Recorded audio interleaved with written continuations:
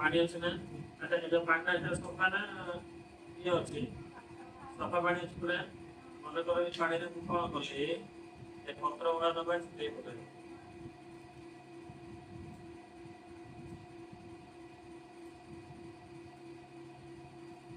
ଲାଗି କଣ ହେଲା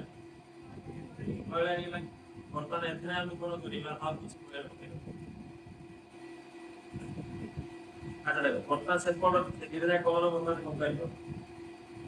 ସେ ପାଣିରେ ଯୋଉ ଥିଲା ଏ ପାଣି କଲର ନାହିଁ କମ୍ପାଇଲ କଲର ବର୍ତ୍ତମାନ କଣ ସେଇଟା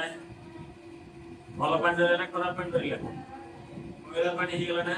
ତାହେଲେ କଣ ପାଇଁ ମଇଳା ହେଲା ଯେତେବେଳେ ସୁନ୍ଦର ପାଣି ଥିଲା ବର୍ତ୍ତମାନ ମଇଳା କଣ ପାଇଁ ହେଇଗଲା ପତ୍ର ବାଲି ଯାହା ଭଲ ଜିନିଷ ନା ଖରାପ ଜିନିଷ ଖରାପ ଅନାବନା ଜିନିଷ ନା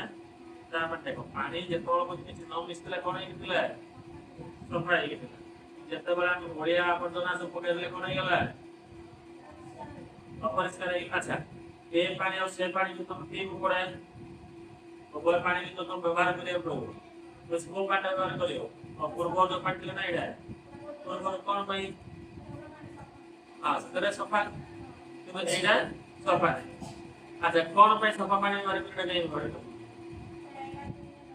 ହଁ ଏଇଟା ପିଇଲେ ରୋଗ ହବ ସେଟା ପିଇଲେ ରୋଗ ହବ ତାମାନେ ଆମେ ଦେଖ ଯେତେବେଳେ ପର୍ଯ୍ୟନ୍ତ ବ୍ୟବହାର ଉପଯୋଗୀ ଥିଲା ଆଚ୍ଛା ଏମିତି ପାଣି ତ ଗାଧେଇବୁ କେମିତି ଗାଧେଇବୁ ସବୁ ପାଣିରେ ଗାଧେଇବୁ ତାମାନେ ସେ ଗାଧେଇବା ପାଇଁ ପିଇବା ପାଇଁ ଯେତେବେଳେ ଯୋଗ୍ୟ ଥିଲା ସେତେବେଳେ ତାକୁ ଆମେ କହୁଛୁ ସଫା ପାଣି ଯେତେବେଳେ ଯୋଗ୍ୟ ହେଲାଣି ତାକୁ କହିଲେ କଣ ବୋଲି ଖରାପ ପାଣି ତାକୁ ଅନ୍ୟ ଅର୍ଥରେ କହୁଛୁ ପ୍ରଦୂଷିତ ପାଣି